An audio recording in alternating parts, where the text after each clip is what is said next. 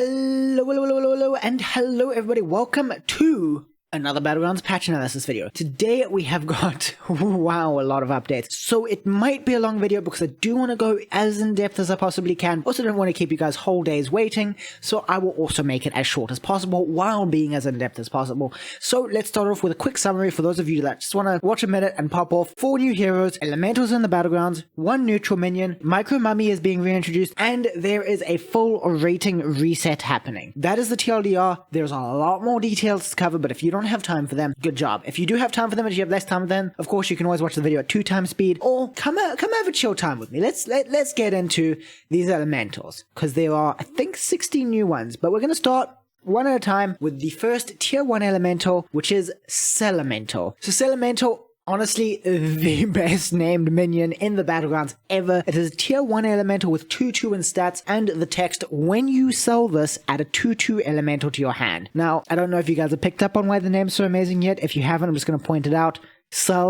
You sell the elemental. It's a Sellemental. Nice one, Blizzard.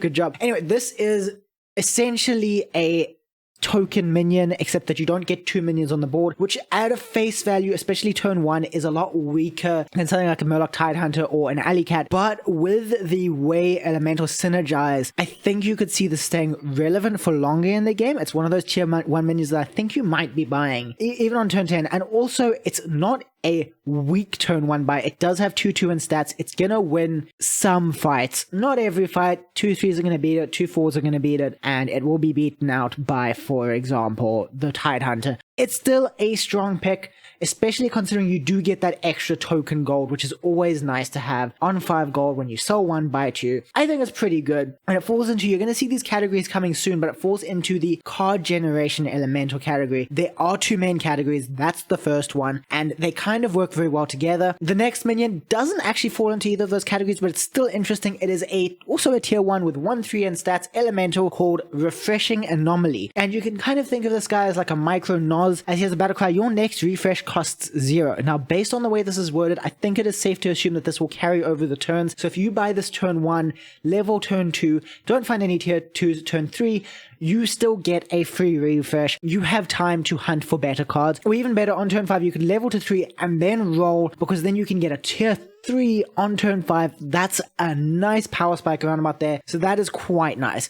It isn't the best turn 1 in terms of stats. It's going to be losing a lot of fights, but it'll also be winning a lot of other fights. So I think overall it's a strong card. And again, it's nice one to cycle, even late game, due to the second category of elementals, which we're getting into now, which is the buff elementals. So let's start with the first of those buff elementals, which is Party Elemental. Now, don your party hats, because this guy honestly sounds a little bit overpowered, and I think he might be nerfed quite soon. He is a tier 2 elemental with 2/2 in stats, and the flavor text, after you play an elemental, give another friendly elemental +1/+1. Now this, even at tier 2, already sounds a little bit broken. It plays a little bit, I guess, like a Sourlisk, which is also a tier 2, but the crazy card generation that you already have with the 2 elementals I've already offered to you, which is Sellemental and Refreshing Anomaly, is ridiculous. Sellemental, literally, that's 2 elementals, that's 2/2 in stats off of this guy. Or Refreshing Anomaly, it is only 1 elemental, but you get that free roll, gets you more likely chance of finding more elementals. You're already on tier 2,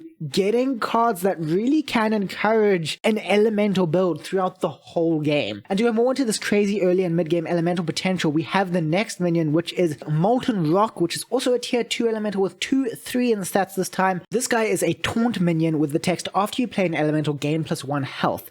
Now, you may already be thinking to yourself, oh, Party Elemental, Molten Rock, that sounds like a good combo where I can get a massive taunt. Don't worry, Celeston, one of the devs at Team 5, has already thought of this, and he has officially named that combo Party Rock. So I guess get the song playing in the background. I can't play it because DMCA, I'm sorry guys, but Party Rock is in the house tonight, as this combo kind of sounds. Oh, it's spicy. It is spicy, boys and girls. It is so spicy. I'm pretty excited for that. I will say, on its own, Molten Rock is pretty weak. 2/3 at tier 2 is pretty potato. It's one of the worst tier 2 minions on its own, but it has got that potential to just like circle jerk, I guess is the best word to use, with Party Elemental. Molten Molten Rock Party Elemental. It would be crazy. And then we do have more buff and generation elementals coming up, which will make it even crazier. And I think you could probably see this guy living until the late game, because he just has the potential to gain so many stats over time. The next elemental will also help him get his stats with another card generation boy incoming. Stasis Elemental is a tier 3 4/4 with the battle cry, add another random elemental to Bob's Tavern and freeze it, a la Galacron, but it's not a minion from a tier up, it's an elemental. Again, it's a card generation, it does cost you 3 gold to generate that card, I guess, because you have to buy it, but that's a guaranteed elemental on the board your next turn. Like, it's just, why not?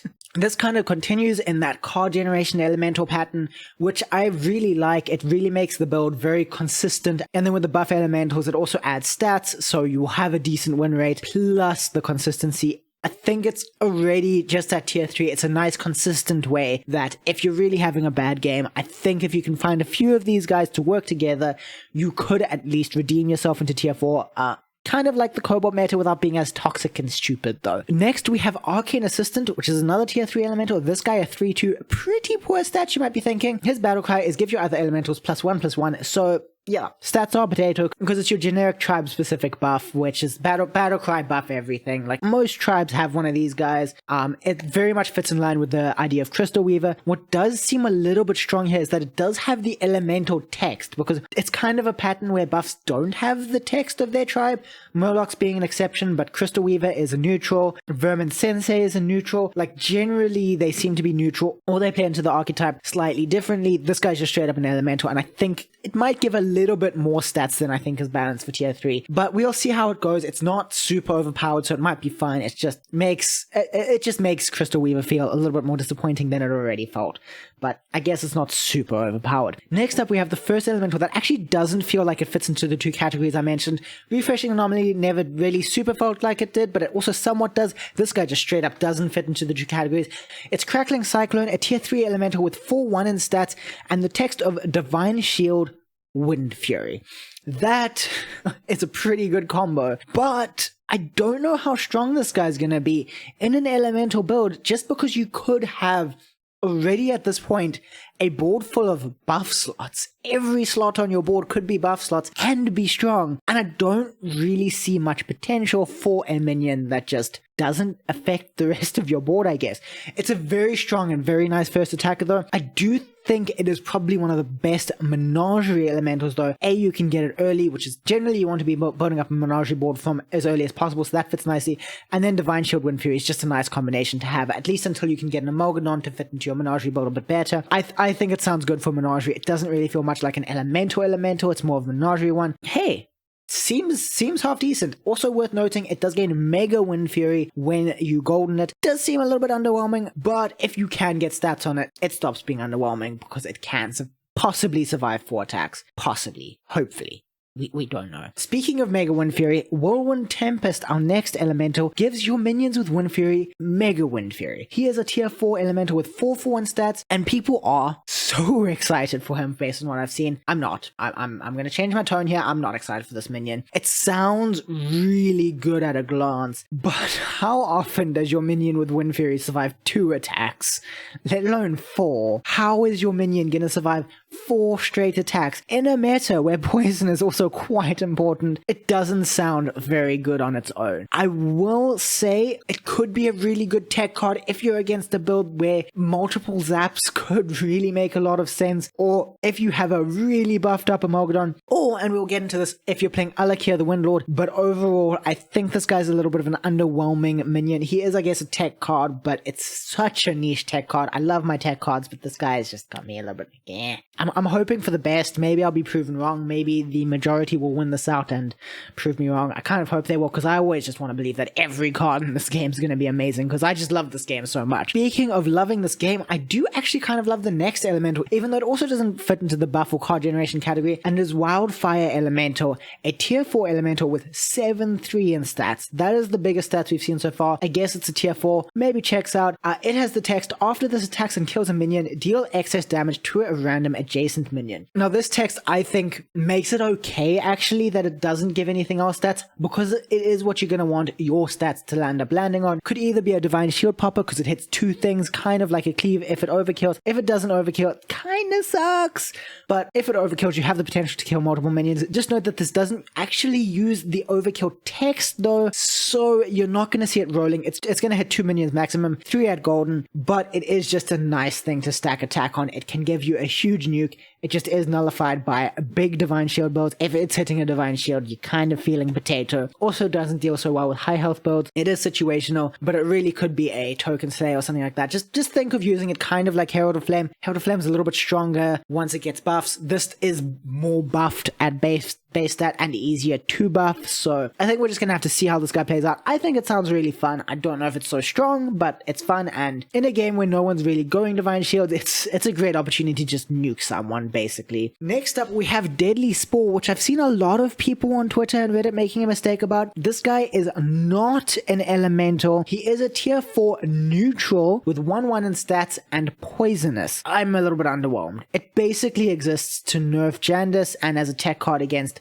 big builds. It's not totally shit, and it kind of makes sense that they're introducing this, because the assumption that is being made, which I'm actually gonna, even though I argued on Twitter, I think I was being an idiot there, I'm sorry. I think there's still only gonna be 5 tribes in each game, so there's gonna be 2 tribes missing now. So you will have games where there, other than Amalgadon, will be no poisons, so this does fill that gap nicely, because you kind of do need something to counter those pogos and demon builds. So I think it is a good balance card. I still think it's a kind of shit card. When Murlocs or Beasts are in the game, they're both always better. My Exna or Murloc combo is just always going to be better, but it's not a terrible card. It's also nice to see more good neutral minions. Next off, we're back on the Elemental train, this time with Majordomo Executus. That name just sounds badass, so I had to say it like that. It is a tier 4 elemental with 6/3 in stats, and the text, at the end of your turn, give your leftmost minion +1/+1 for each elemental you played this turn. I think this text is oddly specific. It could be nice to buff very specific minions that you might want leftmost placed, maybe for getting that nuke on Whirlwind Tempest, maybe for buffing up a zap if you need that as a tech card. So it's not terrible, but I think this specific leftmost minion actually makes it a little bit worse than Party Elemental, even though this is a tier 4, but with that buff circle jerk potential,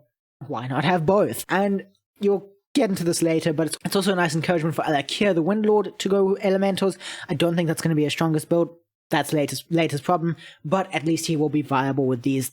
That's important when they're releasing the hero with the archetype. Makes a lot of sense. Next up, we have one of my favorite cards from Constructed, but done very differently. It's Chef Nomi, this time called Nomi Kitchen Nightmare. I hope they make some sort of a Gordon Ramsay reference with his voice line, or just a very fun voice line. I feel like there's a lot of potential, but let's get into the actual card. He is a tier 5 in neutral with 4/4 in stats. Note neutral, it's not an elemental, but he does synergize with elementals with the text, after you play an elemental, elementals in Bob's Tavern have +1/+1 for the rest of the game. This sounds actually huge. If you are not coming from an early game elemental build and you want to transition into a late game elemental build, you can just get stats straight off the bat. If you have some weak golden minions that you want to replace with non-golden minions to give you more triple potential, and then also just get loads of stats, this guy means that when you also just buy a minion for the first time, you could be buying a friggin' 2020 just out of Bob's Tavern before you even buff it, and then you have the buff circle jerks getting onto it, and honestly, it's really strong. I think it's going to help this build really scale into the late game, and I think that helps. It's really going to get big stats and really makes it easier to cycle out older minions. Even if you replace them with newer versions of themselves, you at least are coming in with bigger base stats, and that's very nicely. It comes in really nicely with how elementals encourage cycling, and you know what? I love it. I love it a lot. It might not be an elemental, it might not get the buffs from other elementals and stuff like that, but I think it's worth sacrificing a board slot, because just that synergisticness without the elemental, with the elemental keyword, it'd actually probably be overpowered, so it makes sense. Next up, another really fun minion, someone we've heard of before, especially Heroes of the Storm players, you'll know what I'm talking about. We have Lil Rag, everyone's favorite rapper, or just Ragnaros' little brother. I don't know which it is. He's a tier 5 elemental with 4/4 in stats, and the text, after you play an elemental, give a random friendly minion stats equal to the elemental's tavern tier. That's a little bit of a confusing text if you just like listen to me ramble it and don't know what's going on. Basically, the longer explanation of it is you buy a tier 2 elemental, you play said tier 2 elemental, a random minion on your board gets +2/+2. You buy a tier 6 minion, and random minion on your board gets +6/+6. I think this is the best buff elemental so far. It's a nice upgrade from party elemental when you start needing to phase that out of your board. Especially with Nomi, you can get your little rag with big stats straight off the bat. And I think it is also a nice option to carry elementals into the late game with just massive stats, insane stats. Then we get to the third tier 5 minion. Yes, elementals have got 3 tier 5 minions. It is Tavern Tempest, a tier 5 elemental with 4/4 in stats, and it is another one of our card generation elementals. This have fought a little bit few and far between for the last few tiers, but it is here. Battlecry, add another random elemental to your hand. This I think has amazing buff potential, comboed with a little rag that's 5/5 in stats on a random thing, plus you get a random elemental, could possibly be another little rag. I don't think it is tavern locked either, so you could be getting a tier 6 elemental. Those we're going to get into later. Just the potential to give you buff elementals, to have a more buff board, or give you more card generation elementals, to have even more elementals to cycle and just constantly cycle elementals. It's amazing. Note, it cannot perform a permanent cycle. It is add another random elemental, so it can't give you a Tavern Tempest. So it's not totally overpowered. It is quite strong. I think the tier 5 tag is justified, even though most generation cards with other tribes are tier 4. I think making this a tier 5 is actually balanced, just because of the potential to generate generation or generate buffs. Like, it's pretty good. It's pretty good if you ask me. It's gonna give a lot of stats just because of all the cycling you can get done. Now, speaking of stats, we have the next minion, Lieutenant Garr, who's gonna have all the stats. His base stats are 8/1. He's a tier 6 elemental, but that 8/1 is an illusion because he has the text Taunt. After you play an elemental, gain +1 health for each elemental you have. So if you have 6 elementals on the board and you play an elemental, this guy's gonna get 7 health every single time. You can keep stacking this. If you keep cycling Tavern Tempests and Sellementals and stuff like that, eventually this guy's gonna potentially get quadruple digits in stats, and that's just crazy. It's like a much bigger Battle Master. I do think that's a bit underwhelming as a tier 6 minion, but if you find it, you may as well take it. The fact that it can get as nuked by poisons as a Battle Master can makes it about as strong as a Battle Master, actually. But if your opponent doesn't counter it with a poison, which you might see happening a lot of the lower tiers, opponents don't realize that they can do that. It has a lot of potential. It just is also very easily countered, and points out a big weakness in the build, which I'm gonna go more into depth on later, but you're probably picking up on it already. But we'll get there, because first we have to go to the final elemental to be added to the tavern, the final minion to be added to the tavern, Gentle Djinni. I think I'm pronouncing that right. It might be Djinni. I don't know. It's spelled weirdly, I think. I don't know. Dijon mustard, something like that. I don't know. It's a tier 6 elemental with 6/8 in stats, and the text Taunt, Death Rattle, summon another random elemental and add a copy of it to your hand. This works like Bloat, that gives you a random card from your synergy, and then also gives it to you in your hand. It's like Bloat and Pagor were like, yeah, let's be one minion and become an elemental that's a tier 6. It's crazy strong. It's going to provide you so much card generation. With a free elemental in your hand every turn, you just make this guy your first attacker. He's gonna die, and then you just win. It's pretty crazy. You might want to, I guess, drop him on your final turn of the game, but the amount of generation potential he adds just lets you just keep spamming elementals, keep spamming stats, and it's amazing. I just want to point out as well that this is a great buff to Ghast Coiler, as a lot of your random death rattles can be pretty underwhelming. We're talking our unstable ghouls, our kindly grandmothers that we just really don't want to find. This guy adds another high tier death rattle to that pool, and I think it's really nice, and it also gives you that potential to generate gold in the form of an elemental that you might just instantly cycle. It's a free gold.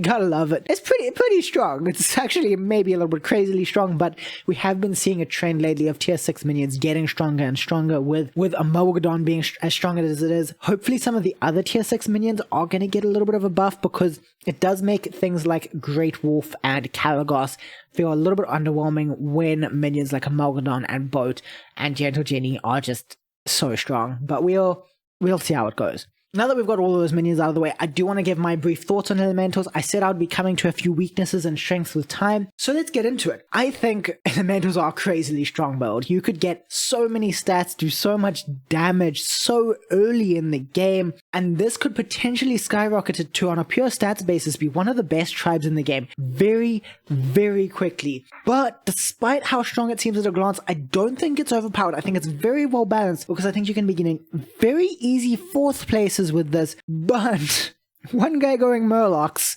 has the potential to totally fuck you, because you may have noticed there's minimal death rattle and minimal divine shield, so one poison on your opponent's board can unravel your entire build. Now, if there are 2 tribes missing, elementals will probably be a blowout when Murlocs and beasts are both not available. There is that other poison guy, but it might be a little bit of blowout when Murlocs are missing, but when Murlocs are in there, it's very well balanced, it's very easily countered. I don't think we're going to see this winning every game. I think we'll see it winning some games, mostly placing top 4. I think it'll be a very reliable top 4, but I think it will peter out towards the late game, and you'll just be getting, it's a nice way to gain rating, and I think it's the most fun way so far to get a guaranteed top 4, because we've had ways to get easy top 4s for a while. Mechs do that, beasts did that for a while, demons do that. Like, getting that top 4 is always a viable thing.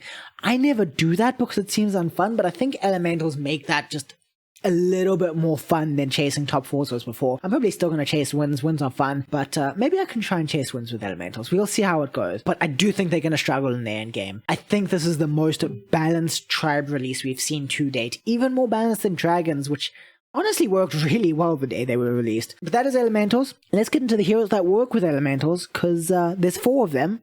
They don't actually all work with elementals, but there's 4 new heroes, so let's get into them. Our first new hero is everyone's favorite Firelord, whose little brother is also in the tavern now. Yes, it is Ragnaros, the Firelord. With the passive hero power, we are all familiar with the name of Die Insects. And what this passive hero power does is, after you kill 20 minions, get Sulfurous, which is a replacement passive hero power a la Arana, which says at the end of your turn, give your left and rightmost minions +4/+4. Now, you might be hearing those stats and being like, what? This guy can freely, consistently get +8/+8 in stats every turn. Oh my god, this is crazy. 20 minions is a lot to kill, especially in the early game. If you have a weak start to the game, which is kind of likely to happen when you start the game without a hero power, you're not going to be killing minions. You could see this never getting completed. You could die before this is completed, but in a high roll, you could get it out as early as turn 5, which could lead to a huge blowout game. So this guy's going to be a huge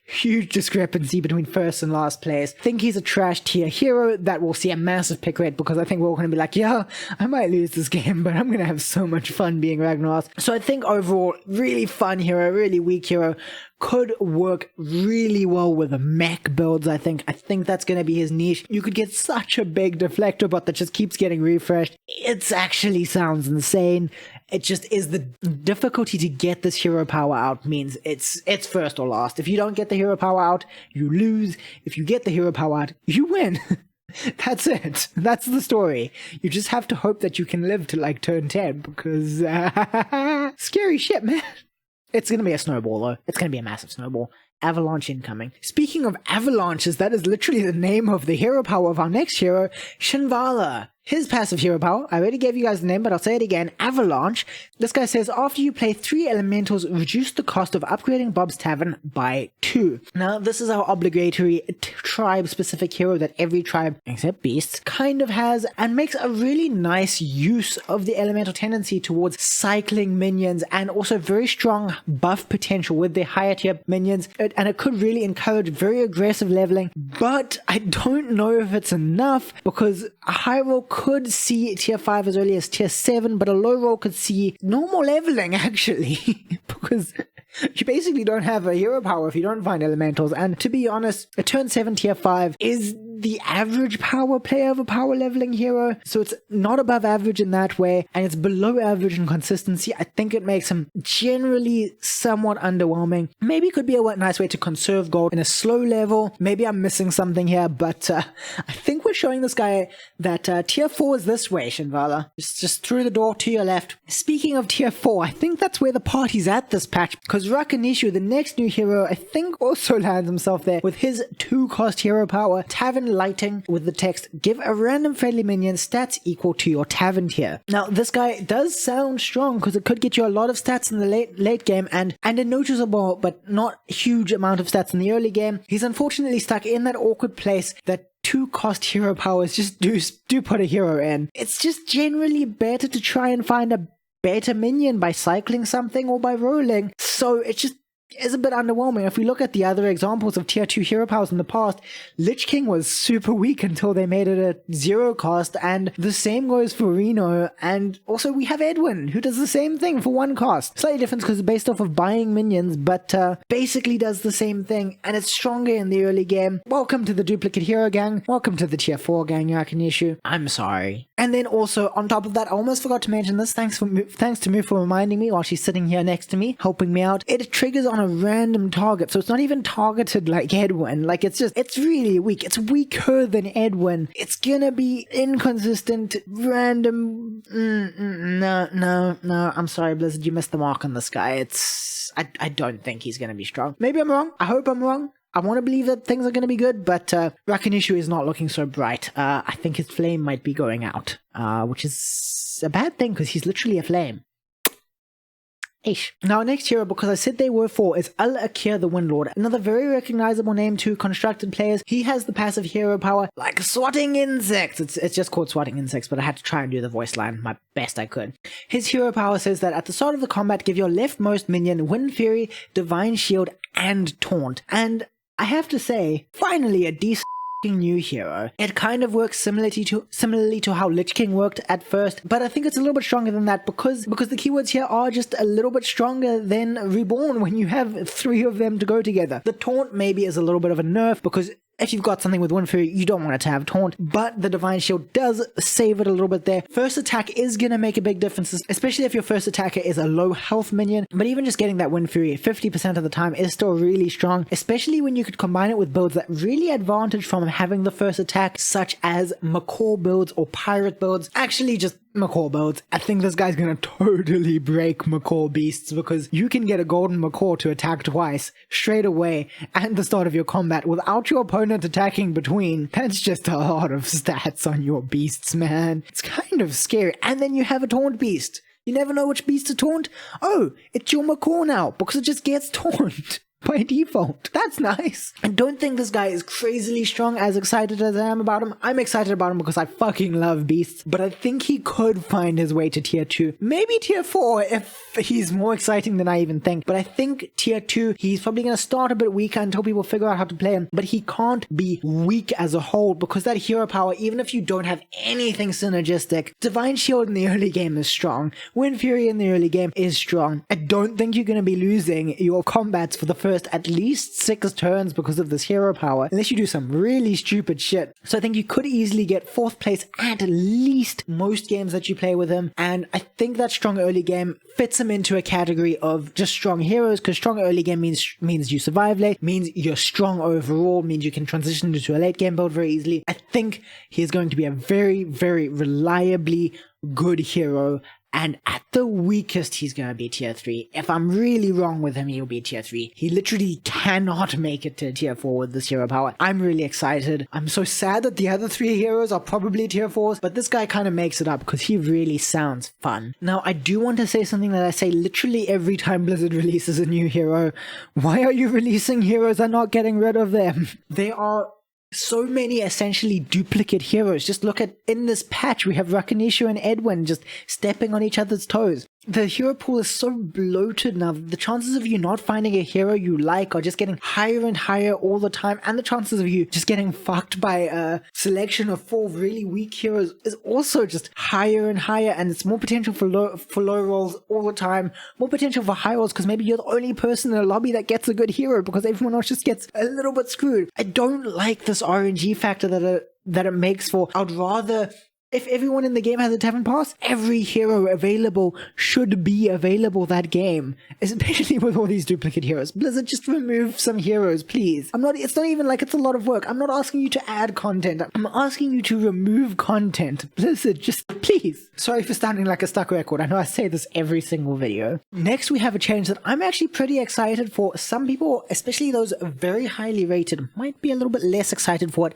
but I think it's handled very well, and I think it's a very good change, and that is that Battlegrounds visual ratings will be reset with the patch, hopefully to make way for an actually decent rating system. I say this like this because the top tier players have been seeing their ratings just running away. One week they have 11,000, the next week they've got 12,000, the next week the highest rated players got 13,000. It just keeps going up and up and up and up, and it just seems a little bit crazy. Now there's going to be a seasonal reset. I don't know how long the seasons are going to be. They haven't explained it. I guess it'll probably be monthly, kind of the way Construct is done. So rating starts at 0 every month. You can't lose rating when you're below 2,000, and then beyond that there will be rank floors every 500 rating until 6,000 rating, when you can always win or lose ratings. So that's going to be like the higher level competitive play, and then 2,000 to 6,000 is going to be the fun tier play, and 0 to 2,000 will be the noob tier play. I think it's that nice separation of the hardcore from that let's just have fun. I really like that. Matches will be made according to an invisible rating, so people with 10,000 rating could be paired with people with 0 rating, because they are actually equally as good at the game. So don't take this visual rating to be a scale of how good you are at the game, but I think if you play enough games throughout the season, eventually it will stabilize and they will more or less match each other, because they are going to be working it that you gain more rating if your internal rating is lower than your external rating and stuff like that. And I think this sounds like a really good system. I don't know what's happening entirely under the hood,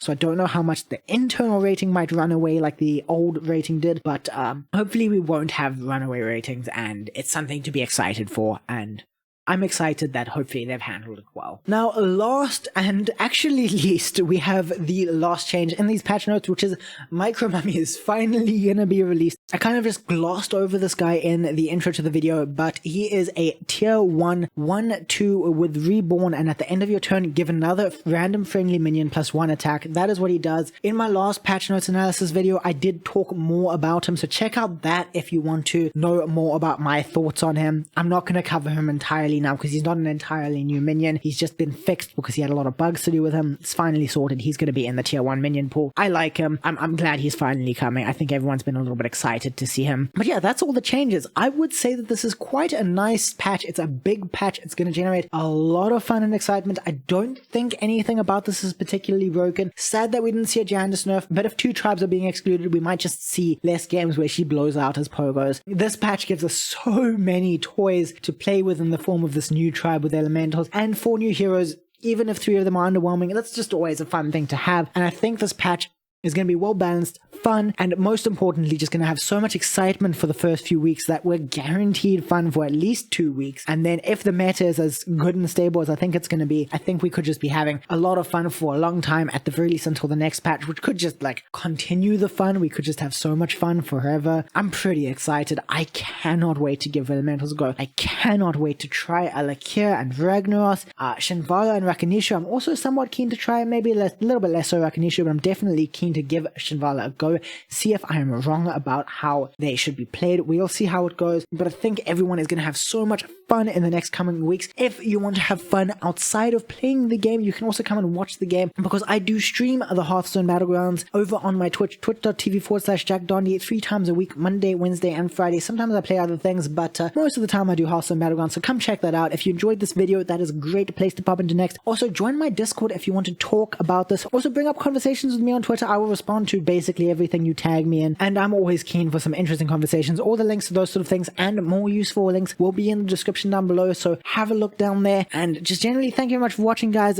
Make sure to hit that like button and that subscribe button. I cover every single Battlegrounds patch, no matter how small, so keep an eye out for that. And I also plan, I said this in my last patch notes video as well, but it's actually almost done. I just had to wait for this patch to keep working on it because so much is changing. But I have a Battlegrounds guide video coming out very soon. Be excited for that. I'm going to resume work on it now that this patch is out, and I think I can have it out within the next 2 weeks. So keep an eye out for that. Thank you very much for watching, guys. I will see you in that guide video, maybe in the next patch video. We don't know when that's going to come, but for now, have a great day. Have a lot of fun in the Battlegrounds. I'll see you in my chat in the streams and in my Discord, and goodbye!